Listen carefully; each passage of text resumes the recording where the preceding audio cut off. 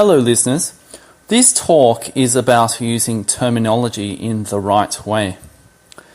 There are many things I could say in this talk, but I won't say them all, and this is really just going to be a jumping off point for other people to contribute their ideas, and also to provide you with a different way of looking at things. Nevertheless, I will go into a little bit of detail about particular points. The terminology we use frames discourse. The first thing I would say about this, though, is that I would caution against debating leftists because I don't think they argue in good faith.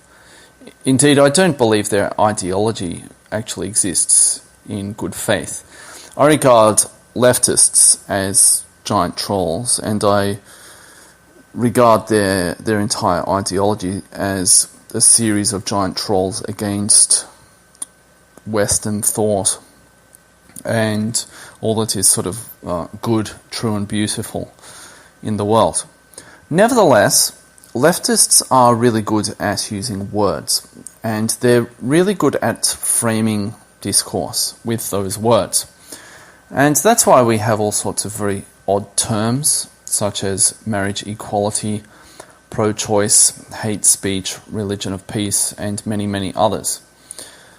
Conversely, the mainstream right is generally fairly bad at dealing with this in terms of how leftists frame discourse with the words they use, and also with coming up with their own terminology that can counter those terms the left use or that achieve the same ends that those on the left achieve. And of course, this is why leftists are able to constantly move the Overton window towards the left. It also has a secondary effect, which I believe is intentional. This process of using words to mean things that they don't really mean, or playing funny games with words, also acts to demoralize people on the right. When they see this process happening and feel quite futile or impotent in the face of it demoralizes people on the right. So, as such, I would recommend calling things what they actually are. So, for example, refer to pro-choice as pro-murder, or pro-feticide, or something like that, or pro-infanticide, or something like that. Or refer to marriage equality as degenerate marriage, or abnormal fake marriage, or something like that. The exact terms that I've used here may not necessarily be the best terms, which is why I mentioned earlier that this is just a jumping off point. Some of you may have better suggestions. By all means, let other people know those, including me, so we can use those. But the point I'm getting at is that engaging in this process allows you to do two things. The first is that it draws attention to what these things actually are. It doesn't let the people on the left get a free pass with their weasel words, with their Orwellian speak. It draws attention to the fact that the terms they use are quite absurd, and there's a little linguistic sleight of hand going on whenever they use those terms. So it doesn't allow leftists to frame the discourse, and of course this has a secondary effect in that it really annoys leftists when you do this, because they expect to get a free ride, essentially. A recent example of this, a very effective recent example, was the cuckservative meme. And this worked brilliantly on both levels. Firstly, in drawing attention to a particular problem and making people see it for what it is or was in very, very simple and clear terms. The cuckservative meme was absolutely brilliant in that regard. And of course, the secondary effect of really annoying people, particularly people for whom the label was appropriate. You know that whole saying, if the cap fits, wear it.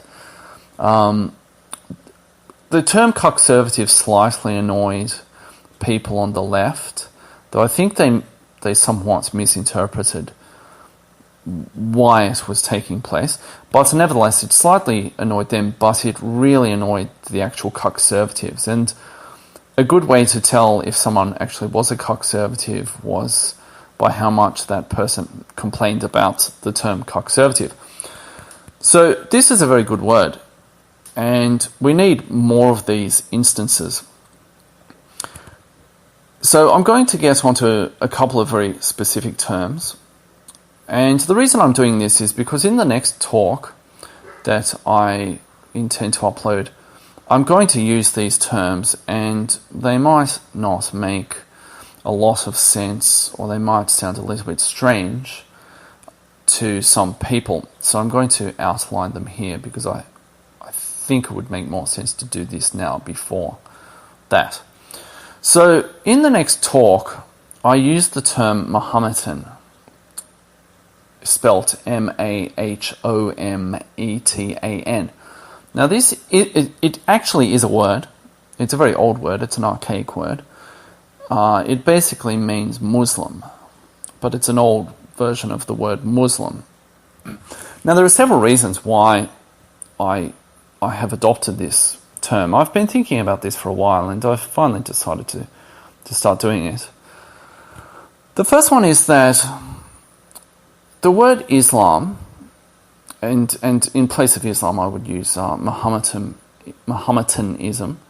The word Islam means submission to God, and their specific version of God as Allah and all of the things they believe about all of that. So the first thing is, I'm not submitting to Mahometanism. I'm not submitting to their metaphysical opinions. So therefore I'm not going to use their terms. I'm going to use my own. And this is a very important thing. It's something that people on the right often fail to understand. That a term such as Muslim, it sounds like a neutral term, or Islam, it sounds like a neutral term. But by using the word Islam, at some level you're still buying into their frame, and you shouldn't buy into their frame. You should have your own frame, and you should define things as you see them, not as they see them. So all of this nonsense of submission to God, just forget about that. Because if you're not one of them, if you don't believe that stuff, then don't buy that frame. Don't buy into that frame. The next reason is that Muhammad, or Mahometan, or Mahometanism, these words are deliberately odd spellings or pronunciations of the modern way we spell Muhammad and variations upon that word. And they annoy both the Mahometans and leftists alike. And this is very important, as I mentioned earlier. It's very important at this point to just annoy them. You can't engage them in a debate. You can't engage them in a rational debate. Unfortunately, this is where civic discourse is at this point in time. There is no civic discourse. Civic discourse basically consists of either accepting their trolling attempts or engaging in your own trolling attempts. That's really what it comes down to at this point, what it has come down to at this point. There's no civic discourse. So you should be trying to annoy them at every turn. And the reason they dislike this term is that they say that Mahometans have never actually used this term. They don't refer to themselves by that term, and it's actually offensive to them. And that alone is reason enough to use it.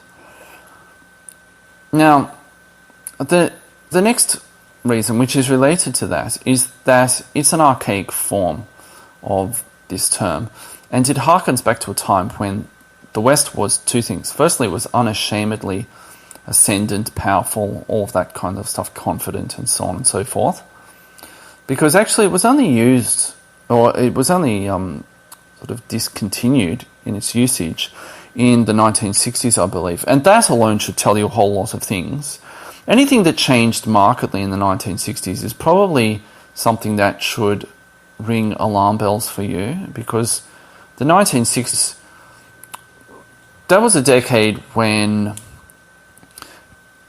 all of the things that were bad about the West really went into overdrive in that decade. The rot didn't begin in that decade by any stretch of the imagination, but it certainly went into overdrive in that decade.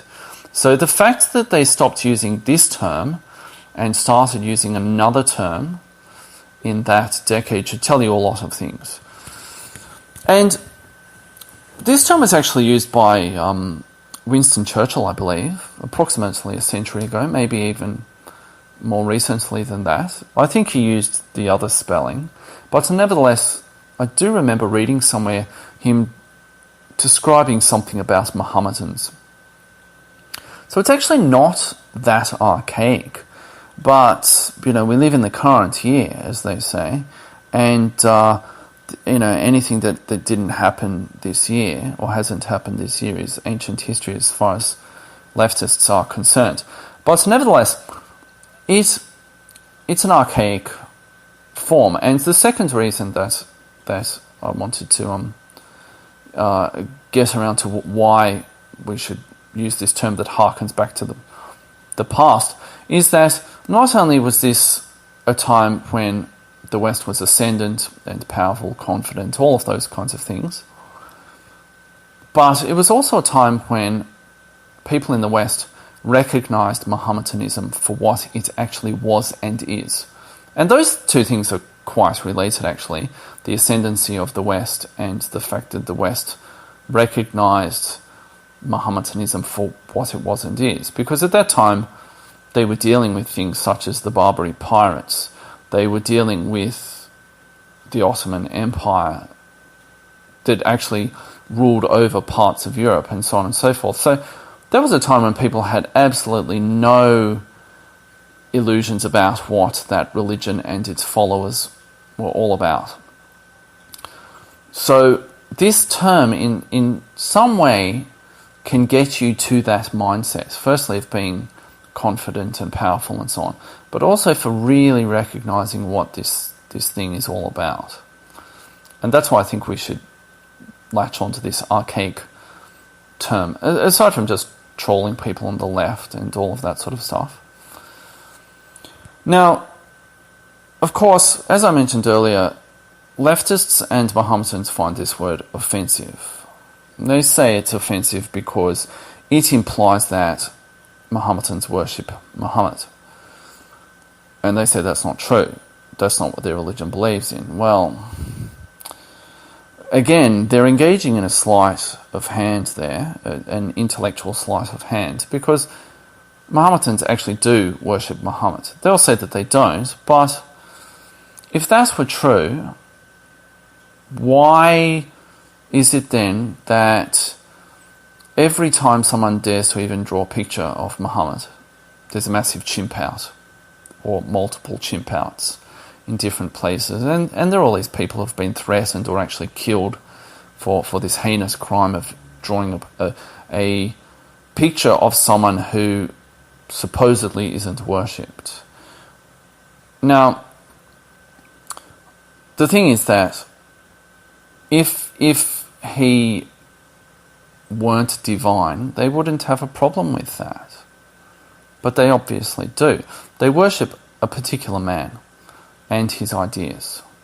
And we don't have a problem with recognizing this truth about other religions. Indeed, many other religions or sects of those religions take the name of someone and put them in the name of the religion. So Christianity is the most obvious example, and there are various sects of Christianity, Calvinism or Lutheranism, and I'm sure there are others, I can't think of any off the top of my head. But nevertheless, we recognize that we have taken the names of people and put those in those religions. And people would say, no one actually worships Martin Luther. And yes, we still have the term Lutheranism. Likewise, we have other religions such as Buddhism or Zoroastrianism that also take the the names of people and put those in those names for the religions. So it's not disingenuous to say that the term Mahometanism is actually quite accurate. As I mentioned before, whenever someone dares to draw a picture of Muhammad, there's a massive chimp out. If he were just the vessel for Allah to give his teachings to men, then why would anyone care? But by saying that you can't draw a picture of him, they are saying that he's sacred, because being able to do or not do something in that manner is part of what deifies him. They'll say they're not deifying him, but they are deifying him. At least quasi-deifying him, if not fully deifying him. So let's actually call Mahometanism what it is. At some level, it is worship of Muhammad. There may be other components to it, but it is still worship of Muhammad. Now, why is this important? Why am I making this point? Well, as I mentioned earlier, if we use the term Islam, and the fact that means submission to God and all of this, we buy into their frame, the frame of the Mohammedans. Because at some level, by doing that, rather than calling it a name similar to Christianity or Buddhism or Zoroastrianism or various other religions, we set it apart from those things in doing that. And we don't want to do that. Now, by calling it what it is, Mohammedanism, we recognize that it's just the worship of a man and his teachings. And once we do that and don't accept the intellectual sleight of hand that occurs in allowing Muhammad to be sacred, then we can recognize that these are just his teachings. We can delegitimize them. We can say they're the ravings of a man. They're not something divine. That's all they are. They're just one man's ideas. And we can do that just in the same way that we can criticize Plato or Kant or Nietzsche or David Hume or any of these other intellectual figures, Confucius, any philosophers. We can look at them and their ideas and assess the ideas purely as philosophical ideas. I mean, I don't know, maybe there are people who do this, but we don't go out there and say that David Hume is off limits, or Friedrich Nietzsche, or Immanuel Kant, or any of these guys. Either their ideas are good or they're not. And it has nothing to do with the person involved. And we can start to do the same with Mohammedanism and Muhammad's ideas. We can start to assess them philosophically and say they're just another set of ideas in a great pantheon of ideas. So I think it's very important to start using these kinds of terms, such as Muhammad or Mohammedan or Mohammedanism. In a similar vein, we might want to start using the term the religion of violence. There's this term that's used, the religion of peace. Islam is a religion of peace. Now, some people use that ironically. They'll say, oh, look, we've just had another terror attack from the religion of peace, or something like that. It can be okay to use things ironically, but I also think we should just start calling it what it is, a religion of violence. It was founded in violence. Other prophets, such as Jesus Christ or Buddha, they didn't found their religions in violence. Mohammedanism was founded in violence from the outset. It was a violent religion. It was spread by the sword. And it is still spread by the sword. And there is also that other catchphrase, Islam has bloody borders. Pardon me. Everywhere it is in the world, whether it's abutting Christianity, Judaism, Hinduism, Buddhism, various tribal religions in Africa, everywhere it is, Zoroastrianism, I should mention Zoroastrianism because Zoroastrianism is almost extinct in its country of origin, modern Iran, which is ancient Persia. Everywhere that Mohammedanism exists, it has bloody borders. And it's always been that way. It is a religion of violence. So I think we should start calling it what it is. Don't play into the frame, even ironically, and say, oh, the religion of peace has struck again or something like that. Call it what it is. Because once we start doing this more often, the term will catch on. Every term, when it's a new term, is unusual and it's not used by many people. But more people adopt the term and eventually it reaches a tipping point and becomes commonly used. We need to start doing that with some of our terms. The left, as I mentioned at the beginning of this talk, those people are very good at doing this. They come up with a new term and it takes them a fairly short time to actually get that term widely used within society. We need to start doing the same thing. Now, some people may object and say, well, these terms, they're so strange, they're really clunky. That word Mohammedanism it's a bit of a mouthful and all of this sort of stuff. And all of those things are true. It is a difficult word to say. It does sound a bit clunky and people might think, why are you saying that? It's a silly term and so on. It only sounds silly to us. Remember that I mentioned that this term was used as long ago as the 60s, so only a couple of generations ago. And Winston Churchill used this term a century ago. It only sounds strange to us because leftists have been really, really good at programming us. They've been really good at framing discourse and controlling the use of terminology. And therefore, the words that we might have used a few decades ago or a century ago, they would have been quite commonly used and quite well understood and accepted. Those words now sound clunky to us. It's not just a natural evolution in language. It's because we've been programmed to use certain terms and to avoid other terms. We need to start controlling the frame.